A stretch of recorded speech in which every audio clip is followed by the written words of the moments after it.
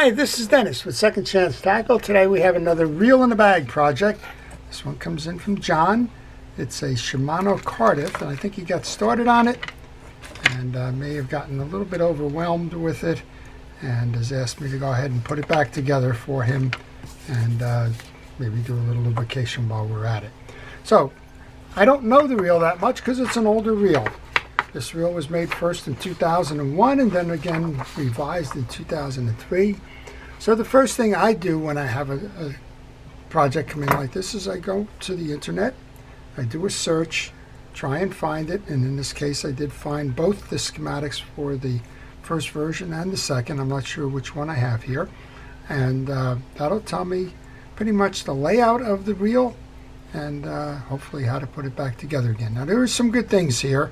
The line guide mechanism, the frame, the back plate, and the like, they're all in position. What I don't see in this bag is the spool, interestingly enough. So I'm not sure how far I can go with this one. I'm going to have to check and see if that spool happens to be in the box that was sent. And if it is, well, we'll continue with that. If it isn't, well, John will have to figure out where the spool is and put it back together again. So the way I get started in this, take that picture, kind of visualize what it should look like, service what you can service before you get over to all the internal pieces and parts, and then put it aside. So this has got a ball bearing in it. I'm going to oil that ball bearing. It also has two screws. You'll see in the middle of that plate there, there's two screws in the back here. If you needed to remove the side plate for any reason, you can go ahead and do that. But the schematic will show you that it's an empty side plate. There's nothing going on in there. The only thing those two screws are holding on other than the side plate is that little identifier button on the back end of the thing that says Cardiff on it. So oil that ball bearing. Now this one is, interestingly enough, I'm not going to go mess around with this one too much. This line guide is riding fine, but you would have to remove this whole line guide assembly to remove the cap here for the pawl. So I would recommend you only do that if the pawl's not functioning. This one's functioning fine. I'm turning the wheel, making sure that it goes smoothly. I'm just going to put that off to the side. Now again, I don't have a spool, which is kind of interesting. So we'll rebuild the side plate here, and we'll take it as far as we can go with that. Well, this is the bridge, and this bridge shares a lot of common features with the Shimano reels of the time, particularly the low-profile bait casters. So if you look at this, you may find a similar setup with, say, the Bantam of the day. Notice that we have a lot of plastic parts in here. We have a plastic carrier for the free spool release. Let's go check that. On the back end for free spool, you're going to have a lever that comes off of here. You can see it as you move it up here, this little stud right here. That's going to ride in this little cavity here, and that's going to press down when you go to free spool. When you go to free spool, that's going to move this whole assembly down, and it's going to put this arm into a click ratchet, and when you spin the drive, it's going to pop that click ratchet back up and restore that away from the free spool to allow everything to engage. Well, we're going to remove the parts that John sent in. Hopefully they're all here. And if they are, we'll just take a shot at putting this back together for him. This appears to be the tie down. It is the tie down for the nut cap. This is your anti-reverse dog.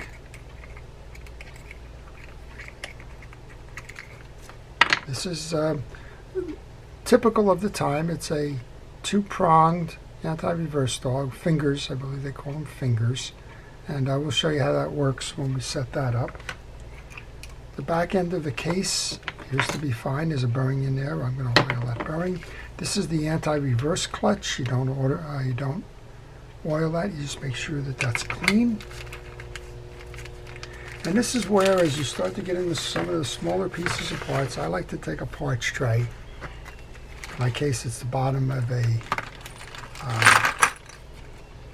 fast food container. and then just kind of spread the parts out. What I'm looking for right now is the springs. For the springs for the yoke assembly, and I'm not seeing them, so I'm going to go here and make sure that that yoke assembly gets the springs. Yeah, it gets the springs. We're missing springs. So that's going to make this one a little bit more difficult to assemble. We'll take it as far as it goes, and then we'll see what else is going. This one does not belong on there. I just saw the one that does. This is the one that belongs on there. So, all right. Well, we're going to have to pretend a little bit on this one because we don't have the springs. That's a shame. We'll have to see if we can order those. So, let's get started then. So, on your main assembly, on your bridge then, you're going to have a yoke assembly. That would be this. On that yoke assembly, you're going to notice that one side is flat and the other side has two little tags that are on angles sticking out of it. You can see one here. If you look up close, you'll notice that that side is angular. That faces the back end of the assembly here. You're going to notice your pinion gear. On that pinion gear, you want to make sure you get some grease. Check the teeth, make sure that they're all uniform, that they're not chipped or cracked. And you'll notice one side is wider and it has slots in it. That it's going to accept the spool we don't have. That faces the spool when you go to mount the piece. And like that. A little bit of grease on there. And then that whole assembly is going to rest over the two metal tags right here, one on each side. Those are where the springs would come next, but we don't have the springs at the moment. So we're kind of a little bit out of sorts with that. Then we're going to pick up on the gear assembly then. The first thing I want to look for on that then would be, let's go to the schematic. We can tell that we have the anchor and that plastic drive. We have the bar. Next one up then is the ratchet. And now when I put that ratchet in, you'll see how that assembly is going to work when you go into free spool. So when you kick this down, well, of course I did that without the springs. When you kick that down, you can see how that trip bar fits in one of those notches. And then as you turn it, you can see how that whole piece launches back up. Just go reinstall that. Put this in. Now what I'll probably wind up doing, I'll probably fabricate two springs. They're easy enough. If you have enough springs around, you can find a spring in a ballpoint pen. You can find a spring maybe left over from another one of your real projects. You can find them in like a Bic lighter. There's a retractable spring on that little tab that you flip for the lighters. Not this one, but there are springs that load these, and you can find the springs there as well if you need to. I'll probably try cutting one down just to get this thing going again, and then when John finds the springs, he'll be okay. All right, so we put the ratchet on. Next there should be a washer. That would be this washer, goes over the top. Then we have a main gear, and the drag washer is next. We're going to do the same thing with the main gear that you did with the pinion gear. You'll notice I'm wearing a rubber glove to keep some of the greases off. Well, in this case, I got some greases on me, but again, the most I can keep off, the better I am for it. Seat your main gear. You'll see the washers already, the drag washers are already embedded in it. Next up then is a pressure plate. Then we have the collar, which is going to go into the anti-reverse and be seated. Notice that there's two holes, one on each side of that metal washer here. Those holes are going to correspond with the stud. You want to lock it in so that you don't have any space below here. Once that is in, we can go ahead and put the side case on.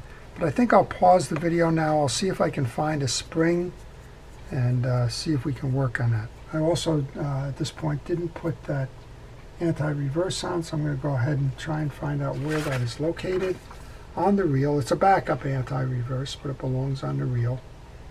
And I just need to find out where that is. So we'll pause the video. I'll come back. We'll show you how to put that piece in and how to move forward. Okay, so we're going to back this up a little bit then. I went to my parts tray. I have a basket of old springs and things, and I found a spring that is wide enough to go over those metal posts. And I know from working on these reels that that's about the size of the return spring. Now what I know also is that this is a lot stronger spring than the one that comes with this reel. So we're going to see if this has to be cut down in when we go to give it an attempt. But for now, we did a bush fix on this one using a spring from a bale return to get set on it. I'm just looking as I go through here. I've got a point that's really sticking up here, and I don't want that exposed like that. So I'm just going to trip that back a little bit, and well, we'll give it a go, see how it goes. I think the same is true on this side. So this is when you're doing a bush fix, this is kind of a trial and error thing, and eventually, if you know the mechanics of a fishing reel, you can find some kind of a substitute for it if you are missing the pieces and the parts. You want to know that that's going to rest up against the case. When you push this up, the yoke is going to come out, and you need pressure to push it back down. That's the purpose of those springs. Well, we did mention, as we went backwards here, that I've forgotten to install that anti-reverse. So this is the anti-reverse. That's how it rides. You're going to bring that over the stud after you put that onto your anti-reverse ratchet, rotate it, kind of aim it for that post over in the corner there, and then probably use some kind of a pin or something like I'm using here to set that over the post. So that is your anti-reverse dog. Again, you have an instant anti-reverse on this, so this is a backup fail-safe. When you're spinning the reel, everything is going to be fine. When you go to turn the reel backwards, it's going to pull that dog in, as you see there. It's going to be a firm seat onto one of those notches, and it's going to hold it should your instant anti-reverse fail. So, well, one more time we'll do this. You have your washer that goes between the ratchets then. We've already greased the main gear. You have your drag washer inside. You have your metal washer on top. The two studs from the collar go in the two slots on that metal washer. You make sure that you're sealed and seated firmly so that there's no gap here. Well, I think that's pretty much all there is on the inside of this reel. So there's two screw holes, one on each side of the case that's going to accept the case. That's our next challenge here. So we're going to put the case on. Going to go for those two screw holes, and I'm feeling the tension in that spring already. We're going to see if this can work. I think it will. And we've got two screws here that will manage this case. Now I think what I'm going to find out here when we go to do the free spool is that free spool is going to be a little hard to push down because of the tension of those springs that I put in there, but I do believe it's going to work. If not, we'll shave a little bit off, trim it like you just saw me trim those rough edges on that spring before, and we'll get it going eventually. All right, that's this part of it. Turn it, make sure it's turning right, which it is. We've got two tension washers come up next.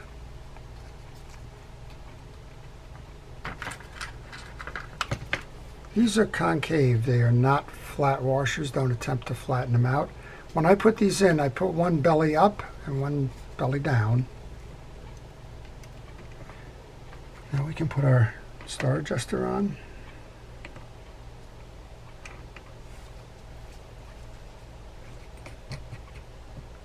Should have put the cap on. There's a spool tensioning cap before you get too far down. It does become a little trial if you don't, let's just take that off. So if you like these kinds of videos, I'm going to encourage you to subscribe to my channel. If you do subscribe to my channel, please hit the notification button. That'll let you know when I'm posting videos. I work on all kinds of things, including reel in the bag projects, but I just did a video not that long ago on how to search for a good bargain at a flea market. I do real histories of companies. I do other things. I work on ocean. I work on bait casters. I work on popular reels as well, current, modern, and vintage. And you'll get to see how to service those when I do these. There's a tension washer that goes on top of your star adjuster. The handle goes on. Now we have a cap washer. Please be careful when threading this cap washer. I just had a reel come in with a stripped main shaft because the cap washer was not threaded properly. Save yourself the aggravation. Make certain that the washer is installed properly. Well, this is a 10mm nut. Let's go find our 10mm wrench. Make sure that your star adjuster is tightened down so that you can get your handle tightened properly. And generally speaking, when the flat bar or the flat side of your nut is perpendicular to the screw hole, your retention cap will work. Now look at that. I'm almost perfectly lined up. Just missed by the slightest bit. There we go. Put that nut in, or the screw. Tighten that down. Well, we know it works. We don't have a spool to test with it, but we can see it's turning.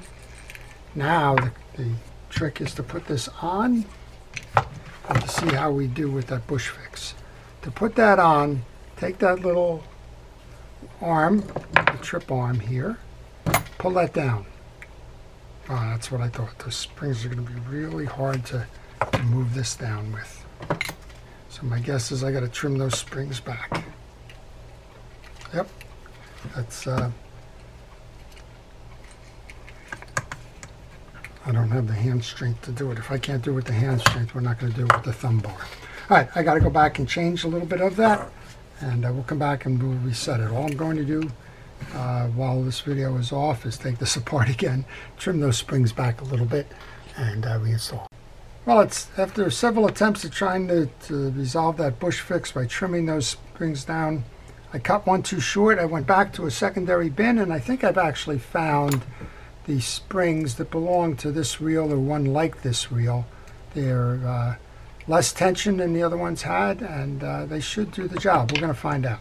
So everything else is the same as we've shown before. You want to make sure you anchor the sleeve back in. We can put our case on now. We have a nice snap there. Let's go grab the two screws again. And if you have a question on this reel or any reel, and maybe you're working on one and you're stumped by it, maybe you got a reel in a bag project like this and you just can't figure out things, maybe you want to know where to order the parts for some of these. If I know those answers to those questions, leave them in the comment section. I'll try and get you those answers. Doesn't have to be on this reel. You just use that comment section as a general forum, and I'll see what I can do to help you out there. All right, so you have the two concave washers, and you have a flat washer, and then on top of the flat washer goes the star adjuster. We'll sit this on, and then I'm going to just go to the back. I need to make sure that I can trip that tension release that we were showing you before. If I can't flip it by my hand, you're not going to be able to move it by that button. Oh, look at that. I think those springs are actually the springs that belong in this reel. There you go. It's working fine. All right. The